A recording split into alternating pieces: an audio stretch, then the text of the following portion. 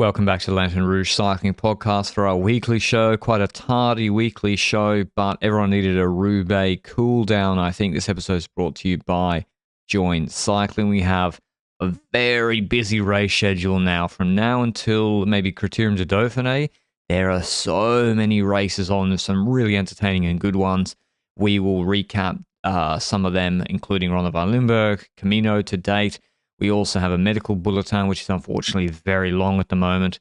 Some contract news and rumors, as well as the preview of some races coming up, including the Ardennes. So we're transitioning now from the Ardennes from the classics to the Ardennes. We even have Brabantse Pijl today. So we'll preview. Depends how fast Luke is. We'll do a preview slash recap at the same time. Anyway. Start with Paris-Roubaix housekeeping, Benji. There was also the U23 and junior race on. What happened there? Well, so basically, Paris-Roubaix Espoir is the U23 version. And in that race, it came down to a 9-man sprint on the velodrome won by Davide Donati, which is a young sprinter, is what I would have said a couple of weeks ago, but it seemingly leans towards a young classic sprinter on Red Bull Bora Hansgrohe rookies. That's a mouthful, that name. So keep your eyes on that rider. It's a talented rider. We'll probably hear from him in the future. He's going to be in World Tour in a couple of years. So Davide Donati is his name. But there was also a Paris-Roubaix Juniors race, obviously. And am I wrong, or is the Juniors Paris-Roubaix the one where John Degenkolb financed it a couple of years ago to make sure it survived? I vaguely have a memory of that. I think so. Degenkolb was definitely involved. He's like a super friend of the Ami de Paris-Roubaix. He also, I think, the Eschborn-Frankfurt race. No, Hamburg. Same thing, right? One of the two big German races he is heavily involved in the organization of. So I think John Degenkolb's someone who will stay in cycling afterwards. And good. Yeah, which is good. But indeed, Donati, very impressive. He's already won a professional race. He won in Sardinia earlier this year a couple of times, I think, at least once. Twice. Yeah. And juniors, Thijs Wiersma won. He's on the Visma junior feeder team, yeah. He's a very talented speed skater, which is a winter sport, very big in the Netherlands. Olaf Koy was a speed skater. Did you know that? I actually did not know that. There's like a few things where every now and then you've got like a lore drop of a certain rider. I completely forgot up until a few months ago that Elise Chabi was a slalom boat row person at the Olympics in London in 2012. Don't know what the sport is called, to be honest. I did not know that. Slalom. Anyway, that to the side. Thijs Wiersma looks like a very talented athlete in general, like you said. Long track speed skating, but also cycling. He won Paris-Roubaix Juniors after a similar crash to the Lucinda Brandt crash in the women's race, where in the last 16 kilometers, there was a spectator-related crash that resulted in 3 riders being up front. And Wiersma was there with a teammate, Winters, I think, and I think they played the team game a bit, and Wiersma went solo as a consequence and won the race. So we're probably going to hear from him in the future. But to step away from the youngsters, Patrick, and go towards the resurrection of the king at Ronde van Limburg, I'll let you talk about this one because he's your idol, you know? Jim Merlier, he's back. Finally, we have some good quality sprints. You know, we didn't... we had to suffer through some pretty mediocre sprint fields in some races that you wouldn't have expected, particularly in the Middle East. Johnny Milan was fortunate, but he's also in good shape there. But Merlier's back. The king is back. He won Ronde van Limburg by about 50 bike lengths. He's just doing what he wants right now. He picks his moment to sprint. He's raced 4 race days, I think. Yeah, and he's won 2 of them. And yeah, if Merlier had a good uninterrupted winter, then probably he's up there with Pogačar and Van Aert in the finish of Roubaix. But that wasn't to be. I actually really don't believe that. I think he would have been competitive and would have been my favorite for Gent-Wevelgem. But he rode Roubaix, by the way, which is irrelevant because obviously his form returning from injury is not going to be his best form ever. But I feel so bad for him. That like his dream is to win Gent-Wevelgem actually, and this year it was the race situation where he would have been able to sprint for the victory, which he hasn't had the opportunity to do. before. We've had Gran Camino, which is they've moved the dates to April instead of February, so to have better weather in Galicia, which is in the far northwest of Spain. And they do indeed have better weather. It's been a beautiful race so far. And it's on the coast, very nice views, hard, hilly racing. We've got some mountains today.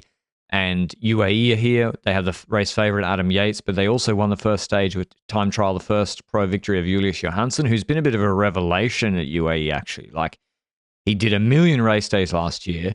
This year he's racing, like last year he was pure workhorse, just doing donkey work.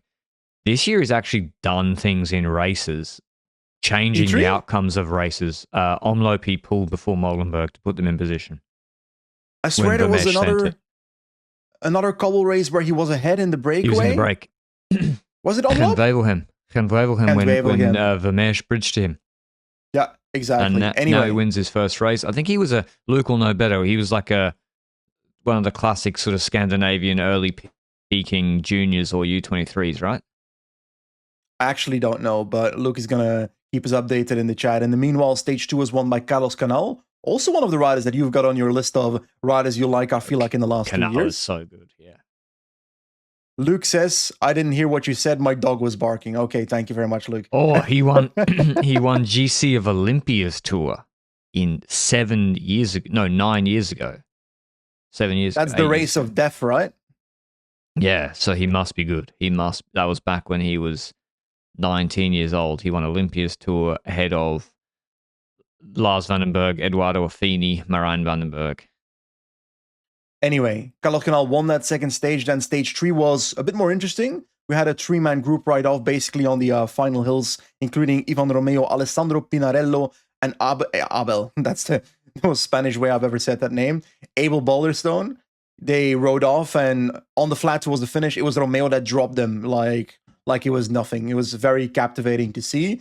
I did miss the drama, Patrick, because Nordhagen was announced leader. I turned off my TV. Then I go into the internet later, and Pinarello's leader again. But it was always the case that, because when PCS or whoever, they put up the results, the race put up the results, and they showed the number of bonies, I was like, the number of Pinarello bonies are wrong. He won the third, but there was not a golden kilometer. They had a new concept here. I really liked it. They had a golden climb. So it was like a 4-minute, 5-minute climb. And there were 3 bonus gates for 3, 2, 1 seconds dotted around the climb with proper space in between. It was really good. Because if you full gas sprint the second one, which Nordhagen and Bennett, Nordhagen full gas sprints the second one, he's then recovering, but you're still climbing, and then he got countered. But then I think Nordhagen and Yates, they both made a big mistake yesterday. I mean, first of all, you got to know, like, it's the most obvious thing in the world. Even Romeo is going to knock, he's behind on GC because of the TT. He is going to try to attack you when the GC guys have sprinted each other and go solo. Yeah. And if he gets a gap on this flat terrain, you're not bringing him back if you're 58 kilos. But then you know the NSN are going to play, the only team with 2 riders in the group, they're going to play the numbers game. So Pinarello, Romeo go clear. Nordhagen and Yates then say, no, they both drop the wheel, and then they look at, you close the gap. No, you close the gap. I was like, but Romeo's going to ride Pinarello to like a big GC game. What are you doing? And then Yates was still leaning on Nordhagen. Nordhagen tried to close it, and then eventually Yates was like, actually, shit, I need to also help close this. So they both just created a problem for themselves. Now, I do want to add to that, Alessandro Pinarello this year has had a fantastic season so far. It started off with a good result on Foya, I think 12th in GC in Algarve as well. Then going to Tirreno, where he really stepped onto the forefront with 3 top 10s in stages and a 10th place in GC. Now Gran Camino is the next race, and he's competitive for GC. So it's been really captivating to see the step up that he's made. And it wouldn't shock me if he's fighting for a Grand Tour stage win either this year or next year, because he's really stepped up in terms of his climbing level. But Gran Camino still has a couple of stages to come. The parcours in the well, is there any value in previewing today's stage when this podcast might be released afterwards? It's a climbing stage. It's going to be between the climbers. It's a big fight between Adam Yates, Pinarello, and Nordhagen for the 2 GC days today and tomorrow, and it should be pretty entertaining. But yeah, Yates is the big favorite. But before we get into the medical bulletin and some other races coming up, I want to bring up our show partner, Join Cycling. Now, this is something that probably you might not be using if you're used to just following a training plan, but combining your readiness, which is how you feel in the morning or when you're about to train, it's really, really important. And it's how proper professional coaches, they adjust training to, or the week's training to how their athletes are actually performing. So maybe when you're working, like, I got to do this training, I'll just do it whenever, or I'll do however I feel. That's not how you get the most out of your training. And that's where readiness comes in. It's your daily check-in on Join Cycling with your body. It's based on two simple inputs: how sore your muscles feel and how well recovered you feel as well. Maybe you had a bad sleep, maybe you had a surprisingly good sleep. And then Join provides an estimated readiness based on your recent training. You can just adjust it, and then Join adapts your training accordingly. That means the type, duration, or intensity of your session instead of forcing a workout that doesn't fit. So when you feel fresh, you can train with confidence and make the most of harder sessions. And when fatigue builds up, your plan adjusts to protect your recovery. So make it part of your routine. If you're using a wearable like Whoop or a Garmin or Fitbit, you can use that data to support your readiness. These devices provide useful insights, particularly like the sleep quality or sleep score or HRV, and you can put that in if you want, or just do it based on feel. So that's one cool aspect of Join's, how it works. It's not just your availability and your goal. It's much more sophisticated than that. So go and check it out. Go to Join Cycling through our link down below. Speaking of readiness, Benji, we have a lot of riders not ready. Yep, that's true. And the first one's actually pretty bad news when I read it. João Guardenio from Caja Rural collided with a car during training on April 2nd, and the results are pretty serious, if I'm being honest. He was airlifted to the hospital and basically has been in the ICU for the last 2 weeks. His condition is still critical but stable, so I think the message we want to share here is, let's hope that João pulls through completely, fully, and recovers quickly, because it's a pretty terrifying situation at the moment. So we get more and more crashes during training. Obviously, we hope that diminishes, but this is a serious example of that. And let's hope Guardenio, we see him on the bike at some point this year, because that would mean that he pulled through completely and is back on the bike. But if we then go to the bigger athletes for the Ardennes, Patrick, Isaac Del Toro has a torn thigh muscle after his crash at the Zulia Basque Country, so he will miss the Ardennes. Next to that, Juan Ayuso will miss the Ardennes due to a viral infection. Do we know if Thibaut Nys will indeed miss it after that surgery he had? I think yes, right? Yeah, I think so. I mean, he just recently had it, so I don't expect him to be right. I think it's just Skjelmo's. There's a huge amount of riders out of the Ardennes, by the way, like UAE, Visma, Trek, like from the big favorites and top 10 riders of last year, half are out.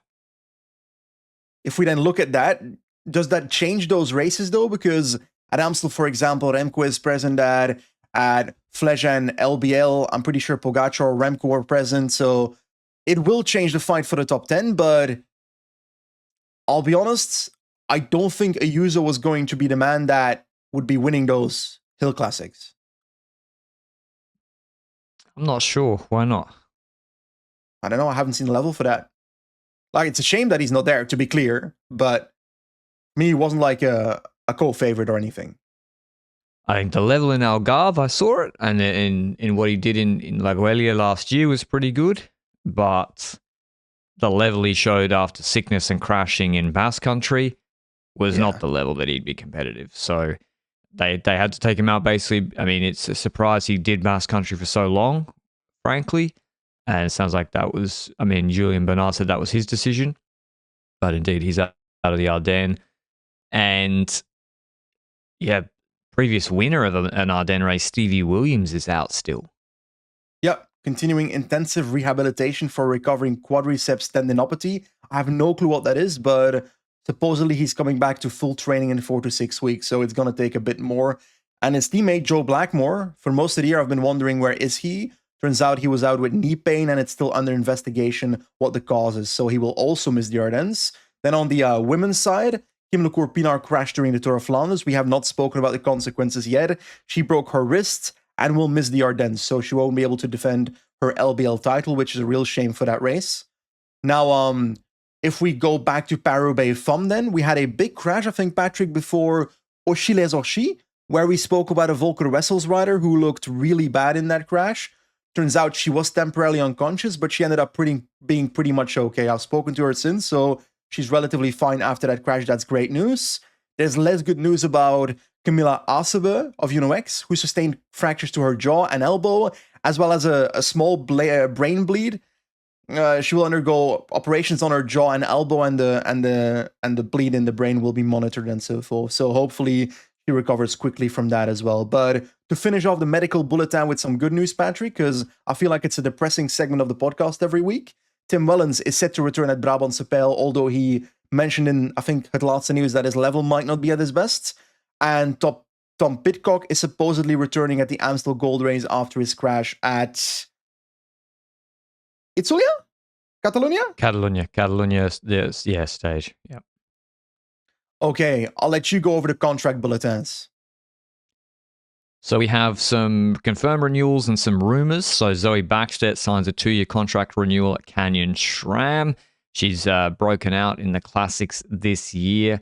She was very, very good in Flanders and other races as well, UAE.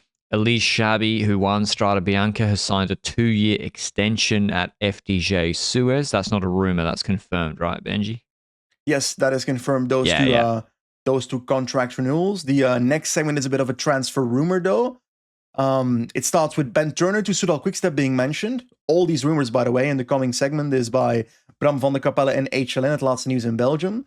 But I like the vibe of Ben Turner to Soudal Quickstep, because I feel like Ben Turner's been at Ineos for a while now, and I'd like to see like a change within that environment of his. Yeah, he's been there for 5 years.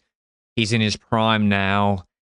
It hasn't fully come together at Ineos, whether that's through crashes, bad luck, or having to work for Ghana in some races. And yeah, some classics like last year in E3, where you don't see it on PCS, he DNF, but in E3, he's the reason Ghana podiumed that race, because Turner was the one who put them into Tyenberg first. He's also done a really good job sometimes into the first Paris-Roubaix cobble sector. I think Ineos will be thinking, not Ineos, us Quickstep, if indeed he's going there, or any other team, would be thinking, okay, he's turning 27. He's still improving watts-wise. When you look at Valencia, the way he climbed there, when you look at now his sprinting in the end of last year, where he was competitive in every sprint he did, there's got to be more in the classics out of him, just from his profile, his power, the way maybe he's been used. On the other hand, he has crashed a fair bit. I remember he had a spectacular crash where he was lucky to walk away from. Was it in Gent-Wevelgem this year? Yes, in Gent-Wevelgem, a pretty serious crash as well, but the consequences. But would he have been in your sprinter? Ooh. Watson, Ghana, and Turner, you would argue yes. After the Vuelta stage win, of course. Yeah. But the thing with Ben Turner, though, is, if I look through his career, then was his best own classics results the Paris-Roubaix that Van Barle won? There he was 11th as a Neo-Pro, yeah. So I feel like it's been a bit stagnant in terms of results, but the level as a whole has improved for Ben Turner. I just would like to see him at a different team, and I wouldn't mind seeing him at Soudal Quickstep with the likes of Stuyven, etc. So I think that's a nice rumor to see pass by. There's also a rumor about Christophe Laporte extending with Visma Leasebike, but there's been a few rumors about Laporte. First of all, that some other teams, maybe a Red Bull, was interested in him, whatever. But at the end of the day, I think Laporte was out for most of last year. He's back now. He's a beacon of consistency throughout the classics, because I think he top 10 like 6 out of the 7 classics he rode or something, roughly. Take my statement there with a grain of salt. He is there when he needs to be for Visma Leasebike, and I enjoy Laporte at Visma Leasebike. So from my perspective, I don't see a necessity for Laporte to necessarily leave. And I don't really see a necessity for Visma Leasebike to get rid of Laporte because they need him as well. If Jorgensen wants to do the Ardennes, for example, this year, then you need a rider like Laporte next to Wout van Aert so fall in the Classic. So I think that's a very logical thing if that would be an extension. Money-wise, I can't discuss this because I have no clue what the internal situation is there. Next to the fact that in the last year and a half, I do have the feeling that Visma Leasebike was a bit restricted when it comes to the transfers, Patrick. But if we then go to Arnaud Was Delis, Laporte top 5 in the Classics this year over the whole campaign? ooh, definitely top 10, but I'd have to go through all the riders to see if it's top 5. Sturven had a good Classics too. But yeah. Okay. Delis, Patrick. Probably not top 5 in the Classics this year. No, but top 5 in potential, and that's what I think any team would be looking at. The rumor is to Tudor or Red Bull Bora. I think the key here is that what Bram reported, maybe it was in his copy on the tweet, that Lotto are like also okay for him to leave, or like, yeah, Lotto, he's leaving Lotto. Now, when the merger happened, I originally thought the merger happens with Lotto and Intermarché, and a long-term extension for Delis is like a precondition of it for the future of the team. Walloon rider, big Belgian rider, young. That didn't happen for whatever reason, and it's just more of the same with him. I don't know if he's sick with, he's still got Lyme disease, but he's good some races, then some races he's not. In Kuurne, they send it and then he gets dropped. It was, how many race days he done? 19 race days this year. He was sprinting for podium in Flanders, in Gent-Wevelgem. But the thing with Delis is, by the way, just to comment on the Lyme disease thing, I think there was a statement by David van der Poel that he assumed that it's possible that Lyme disease is back. There's no confirmation there. It was just a potential pathway for investigation. So it could be anything, just that is a potential option that it might have returned, is based on, I think, his agent's words. But when it comes to Arnaud Delis, I don't really care about the results at the Cobble Classics as much for this specific transfer rumor. For me, the value lies in the UCI points for Tudor. Arnaud Delis, even with a shit start to the season, scores, 2,000 UCI points every year? Probably more? Yeah, he scores 2,000 every year. Like last year, I don't remember anything he did really in before August. In the Tour, he's actually pretty good. But he scored nearly 3,000 UCI points last year. There's not many riders scoring nearly 3,000 UCI. The list from 2,500 up, it's very, very select. He also wins races. And if we go to the basic thought process where we often hear that teams are now paying per X amount of UCI points, if you put a number on that, 3,000 UCI points can earn you easily a multi-million contract. And then we're looking at Tudor Pro Cycling, which is a team that needs the UCI points. So for me, the Tudor fit works really well.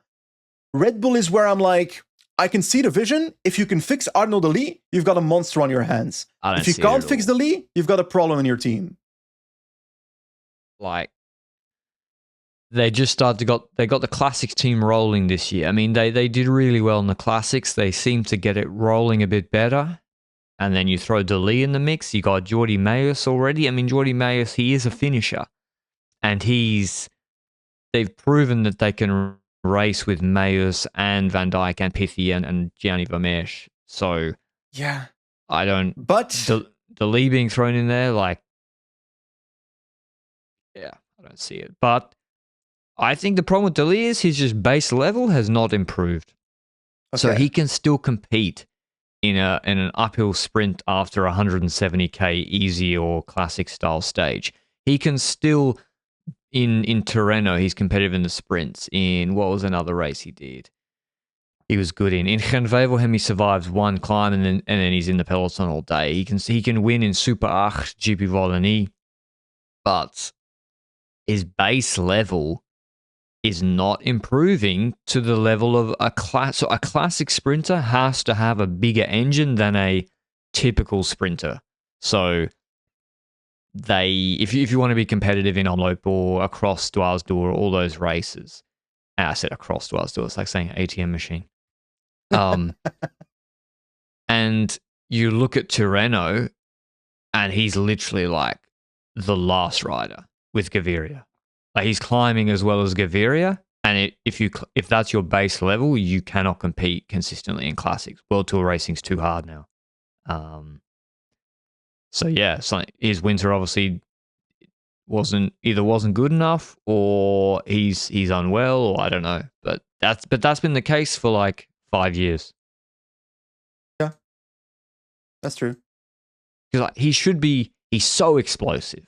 He is so explosive. I almost think, apart from Brennan, I wouldn't take many other guys on a 30-second uphill sprint fresh, outside of DeLee, Brennan, and Van der Poel.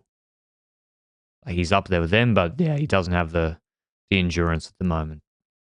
For me, it's like, I'm not sure it is the endurance completely because of the inconsistency of it.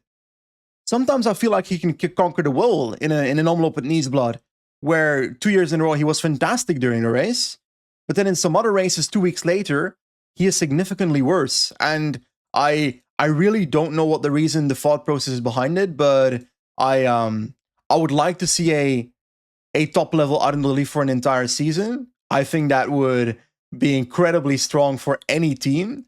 I am leaning towards Tudor in terms of my wish that he'd go to, because I think that would be an interesting UCI point catch. And they've won one race this year. Bazard uphill. You know, like, you have to, a guy that can win, DeLee can win you 5 races a year. And who on the market outside of DeLee can you say for sure will win you 5 races a year? It's a very short list, because those guys, especially at his age, he's 24. 24-year-olds that have a proven history of winning 5 races a year, sometimes more. Last year was more. 1, 2, 3, 4, 5, 6, 7 races, 3 at World Tour level at 24 coming on the market. Doesn't happen. So if you're Tudor, you have to have the I can fix him mentality, because you have to take the risk and you have to pay for it. It's a blow for Lotto and Intermarché that he's been on the team for a while. I was surprised to read it. Maybe they want to move on, or maybe they can't match what the rich teams are paying. I don't know. Like, are you sad for them? Or do you think actually it might be good in 5 years? They'll be glad it happened. I think it's about time that their ways separate. I don't know. It's very difficult to judge from outside, but I also don't think that Lotto and Intermarché is the best environment in terms of Arnold in the first place. I think there's a reasonable scenario in which if he goes to a Red Bull Bora, hypothetically, he performs better. I don't think that's an impossible statement to make. Does he get to bring his own like DS too? No. You sure? It should be like that. It's my take. Shoulda, woulda, coulda. Okay. We move on to another. That's the last of the transfer rumors. We move on to another piece of news. We alluded to this last week. Before, on April 2nd, 2026, Benji received a letter directly from the UCI, from a senior member of the UCI. It is on his Twitter, but we will show the redacted letter as well. There's been a lot of articles about this, obviously, since Benji publicized it last week. But the letter is titled Injurious Comments on Social Media. And I'll quote from it. If you want to read the full letter, it's available, obviously, but or been publicized on Benji's Twitter, and you can see it on the YouTube. But I'll quote from a section. Many of your comments, i.e. Benji's comments, vis-a-vis our organization, though negative on most occasions, are accepted and go with our responsibility. That's the UCI. I feel obliged, however, to outline that there are legal boundaries to the manner in which negative comments can be communicated and that personality rights must be respected. The UCI has indeed observed several occurrences of statements that have to be considered injurious towards our organization and or its elected officials. It should also be noted that such injurious statements made on social media or other means of public communication can be pursued in the country of domicile of the person or entity against which the comments are directed. Several of the comments made against our organization could therefore be subject of criminal proceedings in Switzerland if we were to file a complaint. The UCI would, of course, favour all other options and only consider such course of action as a last resort. And then the last paragraph says, this letter is addressed in good faith and with the objective of a constructive dialogue. However, please understand that we will have no option but to consider a more formal course of action and the filing of a complaint if further injurious comments are made. That's the letter, Benji, you received. You publicized it on Twitter and Instagram end of last week. Is that right? Or yeah, roughly on last Saturday, I think the day before Paris-Roubaix. But I think to start off with, the context is that this came without any context of what the specific comments or single comment is that the UCI deemed injurious. So I felt quite scared when I read this letter because it is impossible for me to assess the legitimacy of these claims in the letter or rectify anything I've said before if I don't know what the specific comments are that they are referring to in the first place. And as you'll understand, this makes me a bit scared that the next time I criticize the UCI, that I might be subject to legal proceedings, which I wouldn't be looking forward to if I'm being honest. Now, so at first I did feel scared, like I said, but now I feel like I'm more disappointed because over the last 5 years, I've been very vocal that I believe the sport can be improved in 3 categories, whether it's safety, fairness, or entertainment. That is why we talk about certain issues in the sport, both in men's and women's cycling. And I'd like to think that my intention of wanting a better sport of cycling, wanting a safer sport of cycling, etc., comes across in what I do in my work, whether that's on Twitter, whether that's on the podcast or on my YouTube videos. And that's why I'm a bit disappointed that the UCI seemingly doesn't see it that way, Patrick. Yeah, I know where you come from. You come from a good place. And you, like, sometimes I don't have the energy for it, like to beat the drum, to say, hey, this, you know, in this smaller race, this could be improved. Like, you really have the energy for it. You really care about, I know, you know, you really care about the riders. And it takes energy. And I know it comes from a good place. So, yeah, you have my full support, Benji, I'm sure. And yeah, Thank you. I'm very proud of you. So okay. I think also, yeah, you did a brave thing publicizing this as well. So, like, I honestly didn't know what else I would do. That's the reality of the situation. Yeah. Anyway, Benji, I understand, has submitted a complaint to the UCI Ethics Committee, but there's no further news on that at the moment. Is that correct, Benji? Correct. Against the individual person that sent a letter. So not against the UCI as a whole, by the way. I think that's an important detail here. Yeah. Okay. The Pune GrandTour is evolving. So this was probably the most well-attended race in the last 5 years in cycling outside of the Tour de France. Not even joking. Like, the crowds looked incredible. The race is going to be elevated from UCI Point 2, which is amateur. So the world teams cannot attend a Point 2 race. Next year, it apparently will be a Point 1. This is from Global Peloton on Twitter. So thanks for his reporting here. This race, I think this is now the 3rd time we've mentioned it. I think because we really think it's something to keep an eye on. So it'll go to Point 1 level, which means it's professional, which means World Tour teams can attend, and it expands from 5 to 6 race days and will take place at the end of January 27. Get Van Aert there. Did you know there's an Indonesian rider called Bernard Van Aert? That's crazy. I'm dead serious. Yeah, I know. I think I've seen this before. I think he's pretty big on Instagram too. Well, really? Big in the Indonesian cycling sphere. Hey, look this up.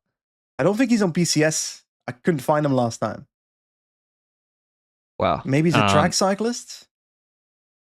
Anyway, we'll keep we'll see if there's any European, like, professional teams that go to the race next year. It's more the general thought for me, where seeing this race evolve, plus the news a couple of weeks ago that there would be a franchise Indian cycling league. They're literally building roads, Patrick, to make the Pune GrandTour happen. That's the fascinating part. The franchise one thing I don't cycling understand is interesting. What, sorry? The franchise cycling league is really interesting because the IPL worked. The one thing I don't understand is they had 5 stages in 2026. That included 1 prologue and 4 road stages. They're now having 6 stages, road stages. So 4.5 stages become 6 stages, how I see it then. But somehow it's doubling its length to almost 1,000 kilometers. Yeah, they just Were made the stages that short? They must have been really short. Yeah, they've just probably taken them from 100Ks to 160Ks, 150Ks. And yeah, you need more roads to do that they can safely do the race on. So that's really cool. Another race that's evolving is the Volta Portugal. So EME Sports. Grandissima. Yeah, I mean, it's been sort of infamous, like where we would watch it with sort of sometimes perverse interest in the 20 teens. Because you're like, oh, look, there's people performing at a higher level than the Tour de France and in 40-degree heat. But now the race has evolved already. So it's not like that anymore, especially since the raid of some of the teams involved. And yeah, they don't perform as well anymore or disbanded. But now EME Sports, which is the organizer of O Gran Camino, which I think is a lovely race, is now also the organizer of the Volta of Portugal and wants to improve the race. So it wants it to be, the mini Tour de France in Portugal. And I think this is from SIC Noticias, which is Portuguese media, and they want to have pro World Tour teams there. So they want to have UAE Team Emirates there who have Almeida, have Morgado, have the Oliveira brothers. They have multiple Portuguese riders.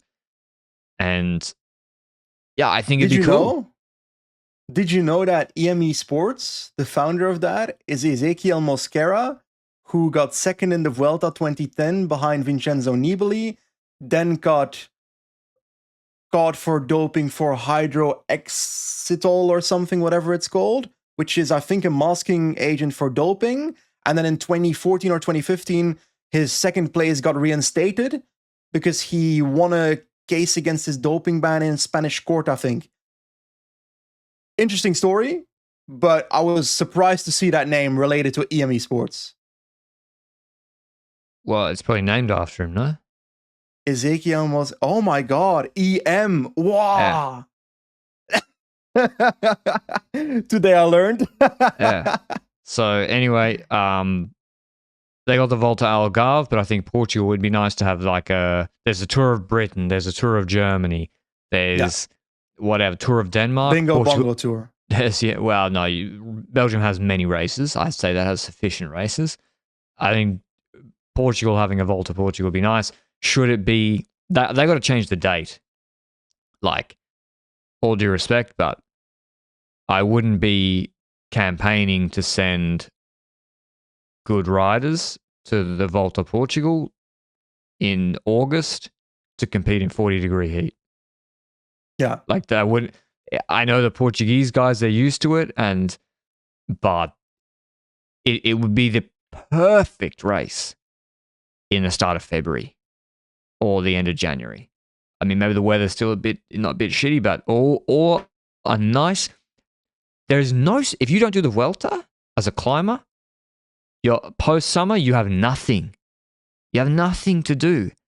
Run a Burgos, Volta, Portugal, compete with the Vuelta, España. Maybe isn't that what's happening now? Go even Isn't later. Isn't that the start of August? Yeah, sorry, go later then. Go later. Give something before the Italian class. Just the weather's got to cool down. Okay, fair. But I'm loving seeing this race become a bigger thing because I know it's a big race for a lot of Portuguese people. Portuguese people into the sport have posters on their wall of Mr. João Almeida, Morgado's maybe a little sketchboard on the right bottom of their office. But there's also the love for the Volta of Portugal. So to see that race step up and have proper broadcasting on Eurosport set to have as well, that is fascinating. But the next topic I want to talk about is the SRAM Speaking of heating up, the next topic is the SRAM versus UCI case, which is heating up, like you said.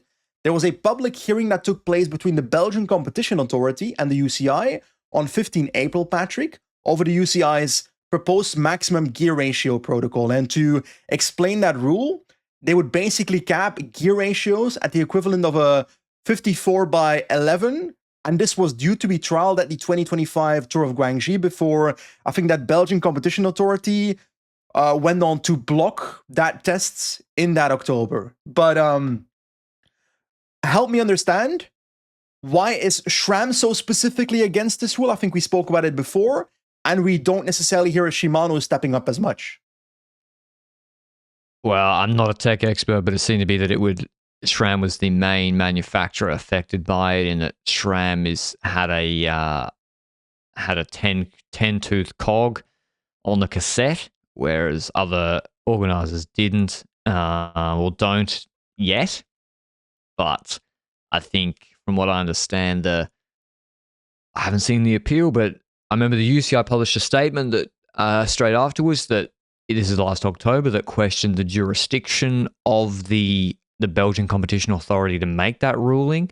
And I think that will be a key point to be determined in this appeal. I think this is from Josh Croxton at Cycling News. So he's done a really good piece on this, actually, and reported very fast on this, because that was 15 April. That was 2 days ago, and he's whipped this out. So obviously, Cycling News is about pro cycling, but it's also a lot about tech and bikes and the business of cycling. So this is a bigger issue maybe than just pro cycling.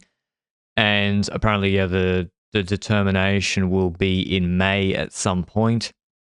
And he said there was a 70-page appeal document from the UCI as well. So, yeah, I hope the ruling is public. I would expect it to be public because it's a competition issue, and we'll report on it when it's public.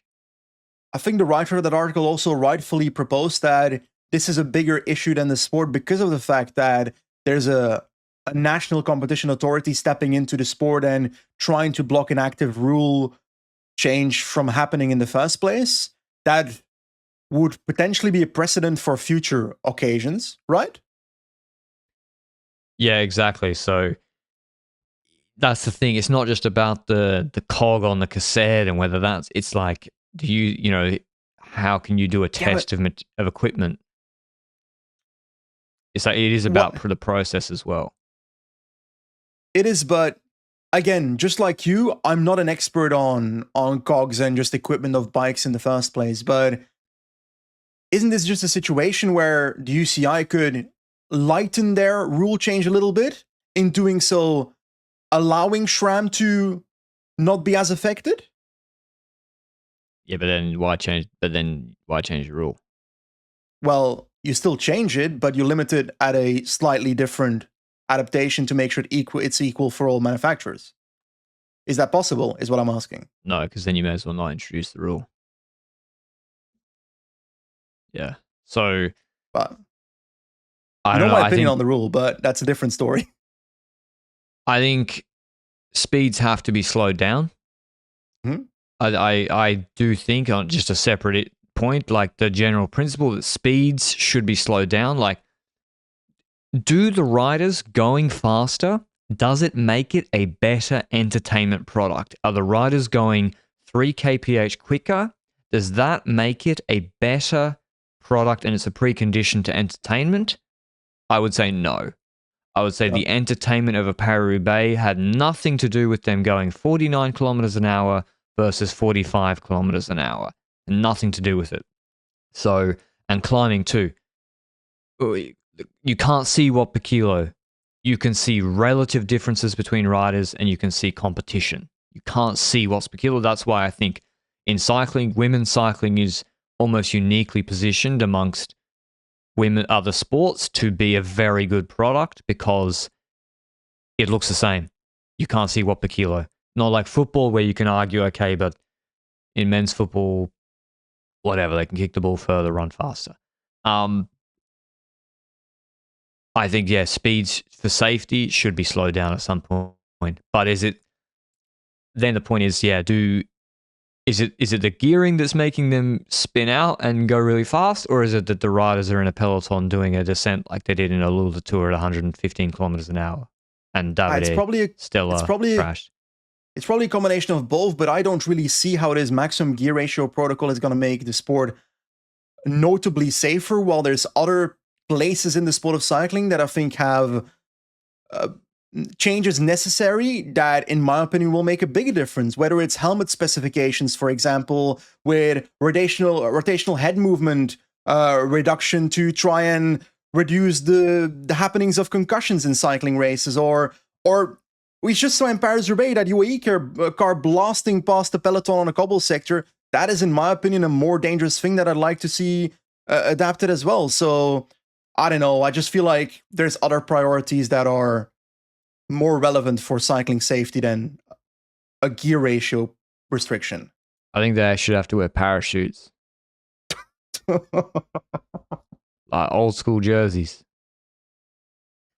Yeah. Wear parachutes. Everybody's forced to wear an XXL. Yeah. Or what else can they do to make them? This is my new idea, Benji. Yeah. Why are there team cars in cycling?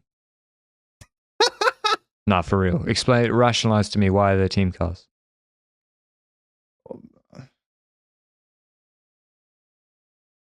There's a lot of reasons why there are team cars, but those reasons are vested within the traditional idea of the way the sport works. Like in the same way that go ahead. Your teammates should have to help you out. If you have a mech, someone has to give you a bike, or they change your wheel. I like the idea. Like it's like don't want to bring it. It's like in gravel where it's like more self-assisted. Yes, but it's a team. The team has to help you get to the finish. Also, feeding. Another thing that grinds my gears a lot is when I see a team car where these days in every team car there's a giant iPad in the middle at the front. Where why is this sport so normalizing about the fact that the driver, director sportif, is doing so much work within the team car? It's like by default in this sport, he's the guy that gives the beat on Siderati. He's the guy that shouts into the radio. He looks at the iPad TV screen with the Velo viewer on it. Is it just me that finds it so crazy that the sport of cycling is okay with a driver of a vehicle in a very chaotic race situation to be so potentially distracted during his job? I think there should be a dedicated driver, and I think the UCI rules and so forth should be adapted to make that possible. I reckon no cars. I went for I thought my idea was extreme. Why? If you go take a piss, why does it come back through the cars? Your teammates should have to bring you back. I agree, but the team cars are not the only thing. There's so many motorbikes in this sport, man. I mean, Oliver Naesen, he said that he was like, when Pogacar had the mech, that, you know, the motorbikes came around, they went 15 kilometers an hour quicker. I'm not sure it's that. I'm not sure they were going 65 kph, whereas they were going 50 in front, but like in San Remo, it was really unacceptable. Like it was really affecting the race to a huge degree. There's an Escape Collective article that modeled that specific scenario on the Poggio in Milano San Remo, where I think Van der Poel with Pidcock in his wheel had I think 5 or so, maybe 6 motorbikes around him at certain points, and that in their model, I think there's a person within that article that modeled that specific scenario in 3D, etc., to try and figure out what the watt benefits were, and he pointed at up to 130 watts. Now, I think that's in a lap test scenario, but that doesn't take away from the fact that there's still major gains from being in the wheel of 3 motorbikes on the Poggio. Is this a hot take, Patrick, that I say, if those motorbikes are not in front of Pogacar on the Poggio, they do not survive in front of the peloton by the finish? It's not a hot take. It's not a hot take. And it's not because, I hate Pogacar or something. The reality is, I don't care which rider is getting benefited from moto pacing. It is a problem. It doesn't just benefit the rider that is behind it. It also can lead to safety problems. We've seen numerous riders that try to attack that are actually blocked by motorbikes in the process. So it's a very difficult problem to solve, though, because we all want to see the cycling races on our screen. But I also feel like when I see the amount of motorbikes in races right now, it's not brought up to the limit of potential solutions either. I don't know if that sentence made any sense, but you know what I mean, right? Yeah, I know what you mean. Last piece of news is that an MBH Bank CSP Telecom Fort rider has been suspended for an anti-doping rule violation from an out-of-competition test on March 30. I've just seen some news. Yeah. So this is Balint Macrae. he Hungarian? Correct? He is Hungarian, if I recall, on the team of MBH Bank, Yeah, CSB Telecom, like you said. is a Hungarian name. It's also the first name of Veldhofer, right? But to be clear, Veldhofer is irrelevant to this news. The detail here, though, is that there was an anti-doping violation, but he still is yet to receive or check his B sample, so that we don't know yet. But the Tour de Hungary just tweeted literally 20 minutes ago that it has withdrawn its invitation to MBH Bank CSB Telecom Fort following the anti-doping rule violation being made public. Yeah. I actually don't think I've seen that before in recent years, where a race kills the participation of a team based on a single anti-doping violation. Man, it's because he's Hungarian. Yeah. Yeah, it's that's also an interesting precedent as well. Interesting precedent, yeah, because I also haven't seen that. But anyway, that just happened literally 20 minutes ago. I saw it on Twitter. Okay, we'll rattle through some race previews quickly. The big one on Sunday is Amstel Gold Race. It's a long race, 200 and... Oh, how far? 260 for the men? Yeah. 260 for the men. Punchy short hills. And as you know, the Ardennes get progressively harder. So we have today Brabantse Pijl, not so hard. And then Amstel's a little bit harder. Flesch is even harder with the finish on Moudouy. And then Liège is obviously very, very difficult. We had last year on the... where was it that Poggy went? It wasn't the Gullemmerberg. It was the Gulpenberg? Gulpenberg. Yes, well, where Alaphilippe went, Patrick. Come on. Yeah, Get your record straight. 50 Ks to go, 45 Ks to go, more or less. Alaphilippe went there. She kind of stunned everyone into action. And then the race was just really kicked off. The Eisenbosweg is really hard as well. There's so many hills. Keuterberg, they're steep, they're short, they're hard. And then you got to be fast also on the flatter sections. Like between the Keuterberg and the Karlberg, it's like 10 Ks of flat or false flat downhill. So aero matters too. That's why Ben Healy's so good here. That's why he would have caught Pogacar in 2023, whenever it was. And we have Pidcock back in action, which is great to see, because I thought he was pretty banged up. When he posted on Instagram with his knee, I was like, oh, he's going to be out. But he's back. Schelmos is leading Trek. After all, Remco is here for Red Bull, all in for him. Tim Wellens returns, but UAE's team is significantly weaker than previous years where they had McNulty and Pog. Lapere is leading Decathlon. Healy's here. Gregoire, Vauquelin. Who else we got? Oh, also Matteo Jorgensen. His first appearance in the race for Visma, I believe, or maybe first one where he's like peaked for it as a leader. He's supported by Laporte, Fiorelli, Hagenez, Zanglet, Tullet. So actually, I think all in for Jorgensen in the Ardennes. To be honest, when I look at this race, I don't think it's the most predictable race on when it opens up anymore. I feel like it's opened up in different places on different years, but it wouldn't shock me if it opens up with 60k to go on a Karlberg or with 45 kilometers to go on a Gulpenberg or whatever. It could be opened up on many of these climbs because many of them have pretty steep places. Is it weird that we often describe this race as a non-cobbled version of RVV? Yeah, it's kind of like that. Similar riders compete, but because there's no cobbles, the lighter boys can get in on the action. Maybe it's just because historically they just attended that way, and maybe if Ben Healy and all those riders did RVV like Remco did, they would also be able to get results. Like, it wouldn't surprise me. In the women's race, we have pretty strong start. Prediction for the men's? Yeah, we got to give something, Patrick. Come on. Remco. I think Jorgensen podium is in the books for me. Remco is for me the winner. It's hard to look past him. There's no success, etc. So we're looking at just Remco being one level above the competition. Yeah, I think so. I don't really know what to expect from Pidcock, though. Like you said, it's like he might return, and if he returns, then I don't think his level is going to be at his best. Wellens, same story. So we'll see him go in the races that they continue in, I think. But I go with Remco and a podium for Jorgensen. Yeah, I agree with that. The women's race, 160k, so it's 100k's less. This often can finish actually more in a sprint. The women's race reminds me of the classic men's Amstel, where you still have a decent group hitting the last Karlberg and then someone tries to get away with a puncher attack.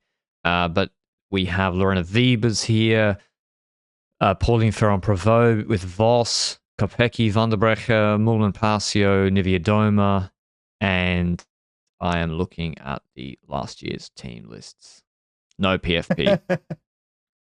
No PFP. So it's Vos and Van Dam for Visma, Vollering, Shabby for FDJ, Puck Peterser. There are no Kopecky, apparently. Nope. No Kopecky. Okay. Kind of surprised by it. But no also, ELB. Correct. I'm also kind of surprised by that. But despite ELB not being present, I still think that with Vlodarczyk, Swinkel, Spersico, Gasparini, even Blasi, they've got a really strong potential team. Note that these start lists are not confirmed. So it could be that ELB shows up in the last few days before the race anyway. I haven't really seen injuries or sickness yet online. So I assume that she's been not... she's not been right. She came back from illness, if I recall. Yeah. I haven't seen a new news about it, is what I'd say. Kasia has been confirmed, though, which I like a lot, because it's her first presence since her crash at Milano Sanremo. I don't know what her level's going to be after that. I do think I expect a good Valjeres and Rook at EF Education Oatly, together with Kerbal. Actually, a pretty solid team these days. Yeah, but good. For the victory, it's hard to look past Demi Volding, Pieterse and Silfov as the surrounding riders. Lippert, probably pretty good on this terrain as well.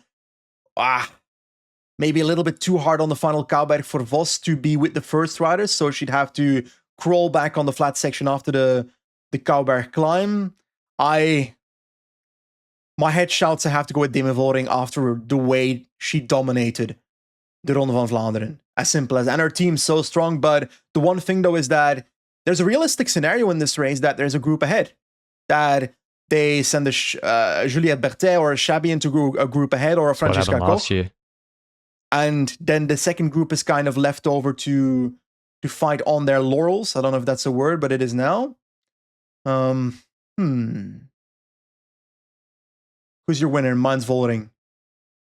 Nomi Rug. I think Nomi Rug wins. I think Vallières brings back Demi, who's not cooperating with Kasia fully for a moment, and they sprint. Nomi Rug finishes on the Very top possible step. Sorry, I just saw that. I just saw that Francisco Lindor appeared on Pardon My Take, and I was like, "What the fuck is he doing on Pardon My Take? He needs to be practicing because the Mets just lost 8 in a row. He's our star shortstop who's not performing like it right now, and he's doing podcast appearances. And he's doing star, whatever you said, shortstop. Yeah, he's doing podcast You're claiming appearances. Dude. What's going on? If hopefully he didn't run into Frank the Tank, because there could be an incident. Okay, I think that's the fuck is Frank the Tank? Frank the Tank, he's a degenerate Mets fan. I'm pretty sure that because Lord Rob, back in the day, before Discord was a thing, I was in a pro cycling manager Discord with a few Dutch kids when I was a kid as well, and one of those kids was, I think, a very good friend of Frank van den Broek on Picnic PostNL. And I think his nickname was Frank the Tank. Really? Fair enough. It rhymes well. We'll do a Tour of the Alps preview on the weekly show next week. But indeed, stage 1, it looks like sort of a sprint, so we'll be able to sneak it in. GC won't be decided after stage 1. That's Luke's favorite race, not joking.